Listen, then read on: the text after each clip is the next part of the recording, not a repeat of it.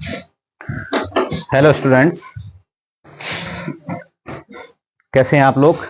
I hope all you are good. Last classes में हमने बहुत सारे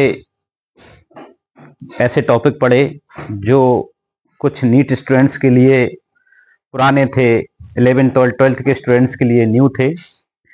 उन्हीं में से आज मैं आपका एक न्यू टॉपिक लेके आए हैं जो 11th क्लास के लिए बायोमोलिक्यूल्स और नीट के लिए भी काफी महत्वपूर्ण चैप्टर है, इंपॉर्टेंट चैप्टर भी है। कई सारे क्वेश्चन जिसमें आते हैं, कई सारे स्टूडेंट्स के कंसेप्ट क्लियर नहीं हो पाते हैं। वैसे तो इस चैप्टर को हमने 12th क्लास के केमिस्ट्री के चैप्टर में भी पढ़ा है और 11th क्लास में भी हमने इसको पढ़ा है। नीट एस्पिरेंट स्टूडेंट ने जो नीट की प्रिपरेशन कर रहे हैं और बाकी के जो 11th क्लास के स्टूडेंट्स हैं उनका बोर्ड एग्जाम में भी ये, एनुअल एग्जाम में भी ये क्वेश्चंस आते हैं इस चैप्टर से। तो सबसे पहले हम इस चैप्टर के बारे में पढ़ते हैं जिसका नाम है बायोमोलिक्यूल्स। एक्चुअली में वी नो दैट, हम जानते हैं व्हाट इज बायोमोलिक्यूल्स। बायोमोलिक्यूल से पहले हम बेटा बात करेंगे किसकी? केवल मॉलिक्यूल्स की। Okay, as we are students chemistry as well, तो हमें पता है molecules which consist of atoms, means जो एटम्स से मिलकर बने होते हैं उनको हम क्या बोलते हैं? मॉलिक्यूल्स बोल रहे होते हैं।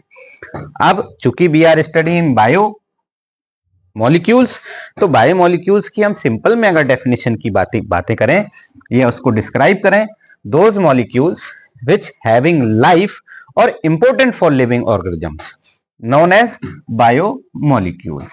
ऐसे ऑर्गेनिजम्स जो किसी लिविंग ऑर्गेनिजम्स के लिए इंपॉर्टेंट होते हैं या लाइफ के लिए वेरी वेरी इंपॉर्टेंट है, उनको अपन बायोमोलिक्यूल्स कहते हैं। एज वी नो, बायो का मतलब तो हमें पता ही है, बायस विच मींस लाइफ, मींस ऐसे मॉलिक्यूल्स जो लाइफ के लिए इंपॉर्टेंट हैं या लिविंग ऑर्गेनिजम्स का फॉर्मेशन कर रहे होते हैं, उन्हें अपन बायोमोलिक्यूल्स कहते हैं। दूसरी बात हम बता दें, बायोमोलिक्यूल्स किसी भी लिविंग ऑर्गेनिजम्स के लिए दोनों तरीके से इंपॉर्टेंट हैं।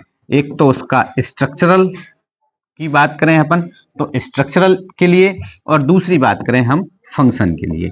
जैसे कि हम बात करें, अगर हम एनर्जी की बात करें कि हम जितने भी वर्क कर रहे होते हैं तो सबके लिए हमें एनर्जी की जरूरत है, तो सारी की एनर्जी हम बात करेंगे कहाँ से प्रोवाइड होती है? हमको बायोमोलिक्यूल से। दूसरा, कोई भी लिविंग ऑर्गेनिजम्स हो, whether that is a single cell organisms और मल्टी सेलुलर ऑर्गेनिजम्स, सब के सब किससे मिलके बने होते हैं? बायोमोलिक्यूल से बने होते हैं। Those molecules which having life known as biomolecules. चलिए अब अपन थोड़ा सा आगे कंसेप्ट पढ़ते हैं बायोमोलिक्यूल्स के बारे में, कि अगर हम बात करेंगे तो मेनली कुछ एलिमेंट्स ऐसे हैं जो बायोमोलिक्यूल्स का फॉर्मेशन करते हैं। वैसे तो कई अगर हम बात करेंगे तो मोस्ट इंपोर्टेंट अगर हम बात करेंगे एलिमेंट्स की, तो सबसे पहले अगर हम बात करेंगे तो 6 एलिमेंट्स ऐसे हैं जो बायोमोलिक्यूल्स का फॉर्मेशन करते हैं। अगर हम बात करते हैं 6 की भी बात करें तो 99% ये बायोमोलिक्यूल्स का फॉर्मेशन करते हैं। 6 एलिमेंट, सबसे पहले हम बात करेंगे ऑक्सीजन जो कि सबसे अधिक मात्रा में होता है, फिर हम बात करेंगे कार्बन की, फिर हम बात करेंगे हाइड्रोजन की, नाइट्रोजन की, कैल्शियम की, देन फास्फोरस। ये 6 एलिमेंट्स ऐसे हैं जो बायोमोलिक्यूल्स का फॉर्मेशन करते हैं। अब हम आगे डिस्क्राइब करेंगे, क्लासिफाई करेंगे, sir what is biomolecules. Okay, तो अगर हम बात करेंगे बायोमोलिक्यूल्स की, तो on the basis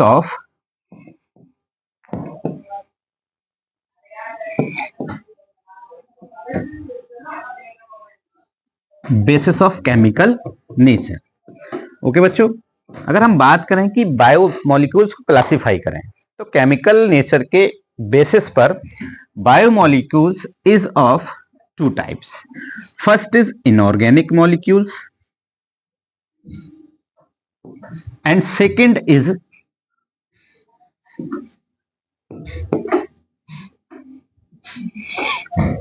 organic molecules.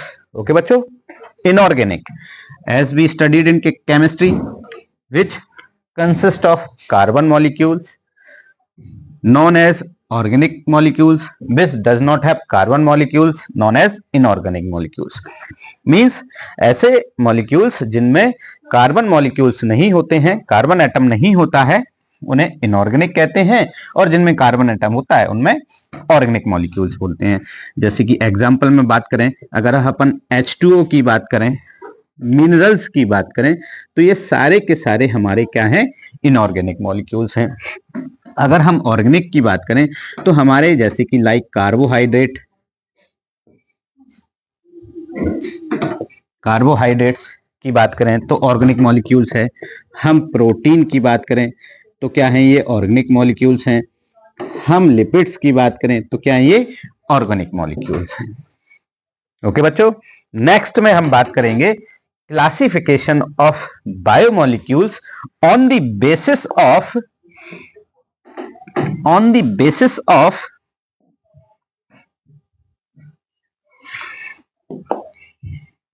molecular weight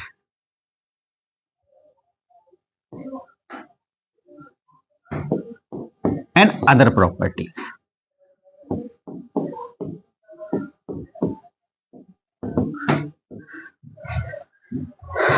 okay बच्चों, हम जानते हैं मॉलिक्यूलर वेट के बारे में और ऐसे मॉलिक्यूल्स के बारे में जो वेट के बेसिस पर उनको क्लासिफाई किया गया है. तो सबसे पहले अगर हम बात करेंगे on the basis of molecular weight and other properties, biomolecules are divided into two category. Okay, दो कैटेगरी में बायोमॉलिक्यूल्स को डिवाइड किया गया. First is micromolecules and second is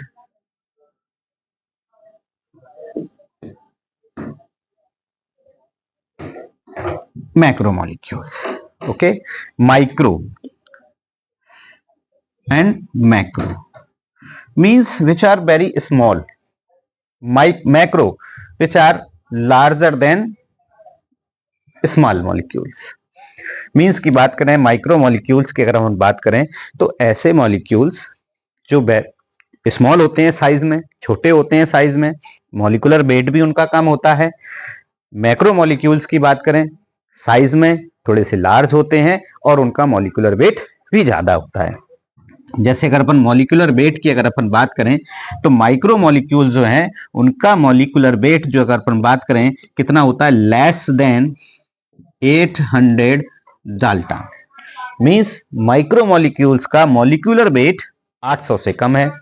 दूसरी बात वहीं अगर हम मैक्रो मॉलिक्यूल्स की बात करें तो इनका कितना होता है मॉलिक्यूलर वेट, ये है मोर देन 10,000 dt डाल्टा.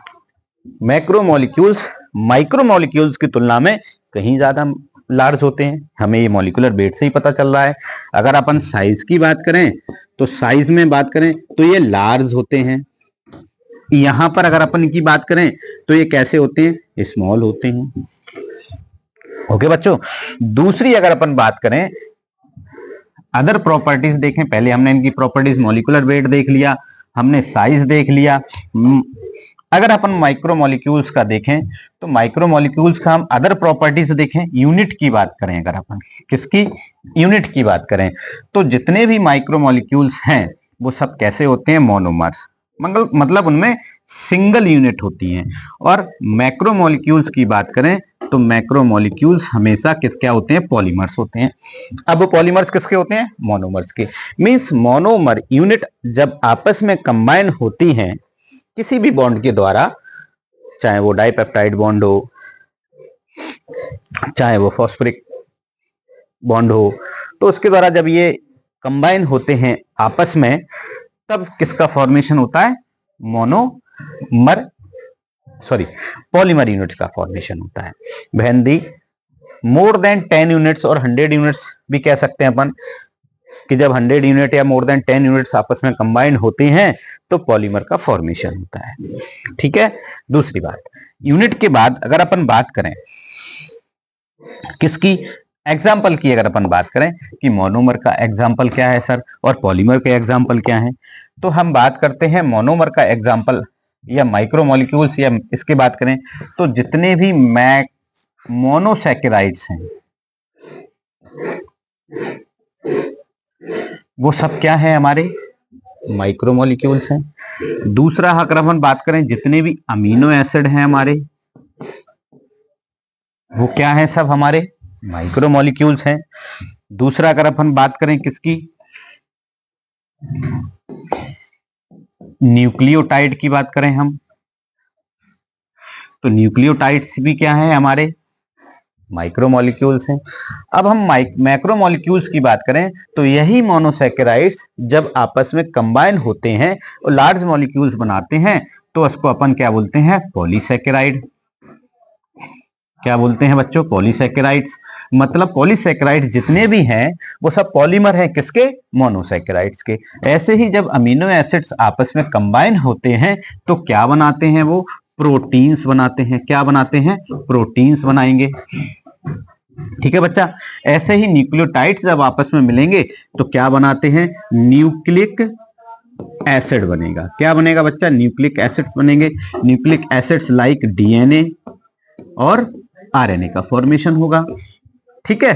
दूसरी बात अगर अपन बात करेंगे कि यहां पर फैटी एसिड की, क्या फैटी एसिड्स, ये फैटी एसिड्स क्या हमारे मोनोमर हैं। लेकिन अगर अपन बात करेंगे किसकी, लिपिड की, एक्चुअली है क्या कि लिपिड को ना किस में रखा गया है, मैक्रोमोलिक्यूल्स में। किस में रखा गया है, मैक्रोमोलिक्यूल्स में रखा गया है। बट अगर हम लिपिड की बात करें, लिपिड कंसीडर्ड एज मैक्रोमोलिक्यूल्स, तो हम छोटी सी लिपिड पर आज हम छोटा सा यहां पर हम आपको थोड़ा सा एक्स्ट्रा पढ़ाएंगे अबाउट द लिपिड, कि लिपिड को कंसीडर किया गया है हमारा मैक्रोमोलिक्यूल्स में। किसमें कंसीडर किया गया है, मैक्रोमोलिक्यूल्स में। ओके बच्चा। लेकिन हमने यहां पर आपको बताया कि मैक्रोमोलिक्यूल्स क्या क्या प्रॉपर्टीज रखते हैं। एक तो उनका मॉलिक्यूलर वेट कितना होना चाहिए, मॉलिक्यूलर वेट मोर देन 10,000 dt का होना चाहिए। अगर किसी भी बायोमोलिक्यूल्स का मॉलिक्यूलर वेट 10,000 dt से ज्यादा है तो उसको हमने किस में रखा, मैक्रोमोलिक्यूल्स में रखा। दूसरा, हम साइज को छोड़ दें, यदि हम बात करें किसका, कि यूनिट की बात करें, तो जितने भी मैक्रोमोलिक्यूल्स हैं वो सब क्या हैं बेटा, पॉलीमर हैं। ओके, क्या है वो, पॉलीमर हैं। Means more than 10 units monomer की जब कंबाइन होती हैं तब जाके क्या फॉर्मेट होता है, पॉलीमर्स। दूसरी बात करेंगे जैसे पॉलीसैकेराइड है, सेलुलोज की बात करें, कई units more than 100 units of cell glucose combined together and form 1 unit of cellulose. तो सेलुलोज को किसमें कंसीडर किया गया है, पॉलीसैकेराइड में, मैक्रोमोलिक्यूल्स में। ऐसे अगर हम एक अमीनो एसिड है, ये बहुत सारे अमीनो एसिड्स हैं, आपस में जब कंबाइंड होते हैं तो प्रोटीन का फॉर्मेशन करते हैं। जैसे एक सबसे छोटा हम बात करेंगे 51 जब अमीनो एसिड आपस में जुड़ती हैं तो किस प्रोटीन का फॉर्मेशन करते हैं, इंसुलिन का। तो मतलब इंसुलिन प्रोटीन का फॉर्मेशन होने के लिए भी मिनिमम कितने अमीनो एसिड चाहिए हैं, 51। बट यहां पर हम लिपिड की बात करें, लिपिड क्या है, एक मॉलिक्यूल्स हमारा किसका, ग्लिसरॉल का, और उससे हमारे 3 फैटी एसिड चेन मैक्सिमम जुड़ सकती है। ओके, मतलब ये चेन हमारी किसकी हो गई, फैटी एसिड की। मैक्सिमम एक ग्लिसरॉल मॉलिक्यूल से 3 फैटी एसिड के मॉलिक्यूल जोड़ सकते हैं, मिनिमम एक जोड़ सकता है। तो मैक्रोमोलिक्यूल्स या पॉलीमर होने के लिए मोर देन कितनी यूनिट्स चाहिए, मोर देन कितनी, मिनिमम 10 यूनिट से ज्यादा होना चाहिए। लेकिन यहां पर कितनी है, 3। तो लिपिड किसी का पॉलीमर नहीं है, lipids is not polymer of neither fatty acid और अदर मॉलिक्यूल्स। मींस इसमें मैक्सिमम 3 यूनिट्स हो सकती हैं फैटी एसिड के। तो बेटा ना तो इसका मॉलिक्यूलर वेट, अब हम बात करेंगे किस क्या, तो ना तो ये पॉलीमर हुआ। दूसरा बात करें तो ये सारी चीजें बता दी। अब हम यहाँ पे लिपिड के मॉलिक्यूलर वेट की बात करते हैं। तो लिपिड का जो मॉलिक्यूलर वेट है वो कितना है? 800 डाल्टन से भी कम है, लेस देन 800 डाल्टन। दूसरा बात, यूनिट भी क्या है? ये नो पॉलीमर। क्या है ये? पॉलीमर भी नहीं है किसी के। In spite of being that, इसके बावजूद भी lipid are categorized as macromolecules. इन सब के बावजूद भी लिपिड्स को मैक्रोमोलिक्यूल्स में कैटेगराइज किया गया है। तीसरा रीजन हम देखते हैं कि क्यों उनको कैटेगराइज किया गया है, जो मैं आपको बताता हूं। रीजन ये है कि जब लिपिड के कोई भी प्रोडक्ट लेते हैं अपन, कोई भी ऑर्गन, जैसे लीवर का एक पार्ट लिया, उसको मैश किया, क्रश किया, क्रश करने के बाद सारे ऑर्गन और जो भी बायोमोलिक्यूल्स हैं हमारे, उनको क्रश किया, मैश किया। मैश करने के बाद TCA मींस, जब हमने बात करेंगे किसकी? TCA की। TCA means try chloro acetic acid, ये सॉल्यूशन है। तो ट्राई क्लोरो एसिटिक एसिड में के साथ हमने सारे बायोमोलिक्यूल्स को मिक्स किया। मिक्स करने के बाद जब हमने मसलिन क्लॉथ, किससे? मसलिन क्लॉथ से हमने इसको क्या किया? फिल्ट्रेट किया। जब मसलिन क्लॉथ लेकर के हमने इस मिक्सर को, सारे मॉलिक्यूल्स और TCA के मिक्सर को हमने क्या किया? छाना, फिल्टर किया। तो फिल्टर करने के बाद जो मॉलिक्यूल्स थे उनमें से कुछ मॉलिक्यूल्स तो फिल्ट्रेट हो गए और कुछ मॉलिक्यूल्स रिमेन इन क्लॉथ्स। तो जो मॉलिक्यूल्स फिल्टर होके आ गए उनको कहा माइक्रोमोलिक्यूल्स। क्या कहा? माइक्रोमोलिक्यूल्स।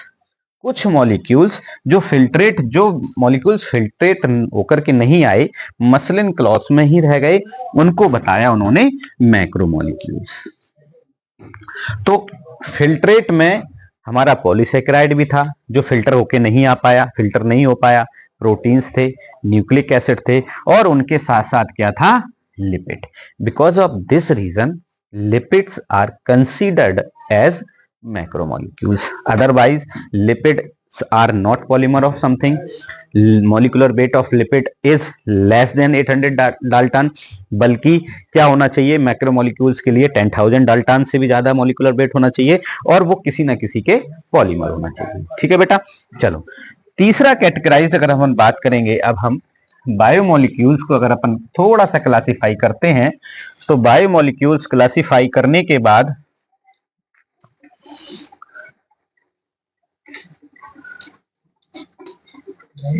बायोमोलिक्यूल्स को हम एक तीसरी प्रॉपर्टीज के अकॉर्डिंग थोड़ा सा क्लासिफाई करते हैं। कौन सा क्लासिफाई करेंगे हम? बायोमोलिक्यूल्स को अगर अपन क्लासिफाई करेंगे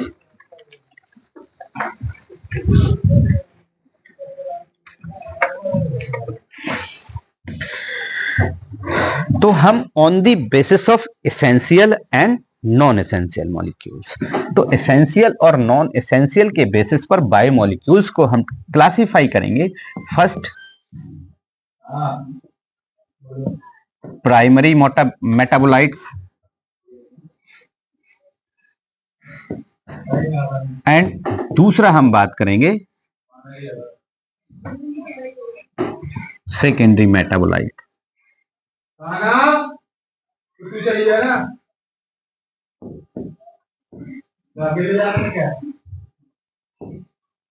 ओके, चलो। Primary metabolites are formed all the living organisms.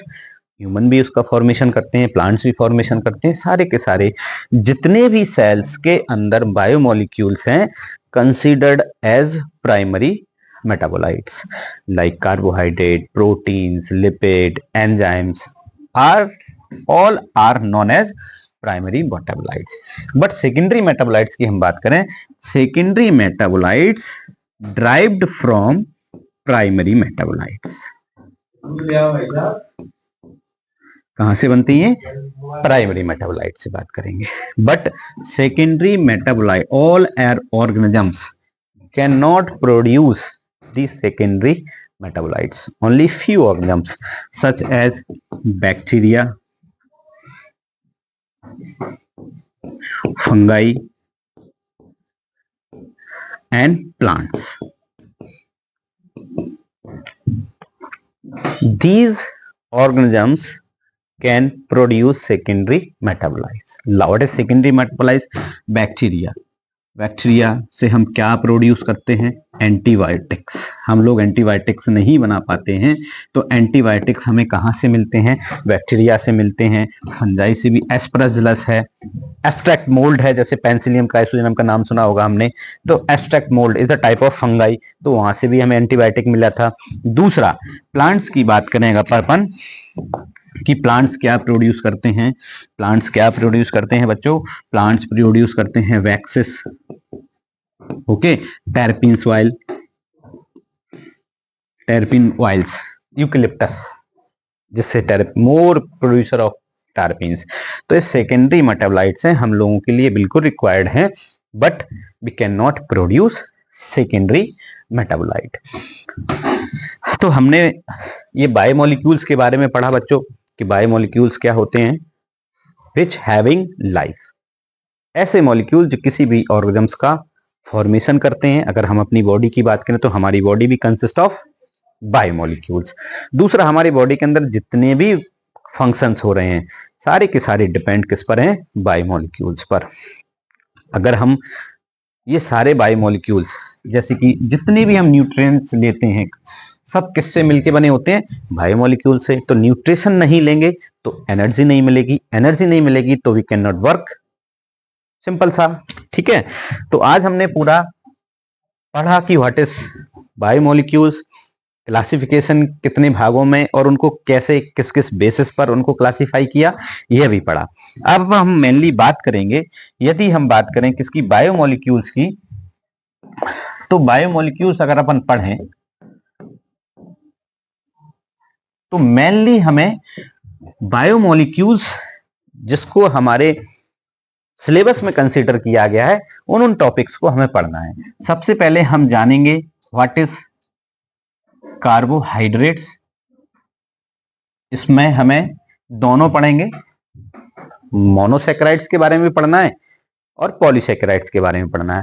हम इसमें ओलिगोसैकेराइड्स भी पढ़ेंगे, but oligosaccharides is the chain between monosaccharides and polysaccharides, ठीक है।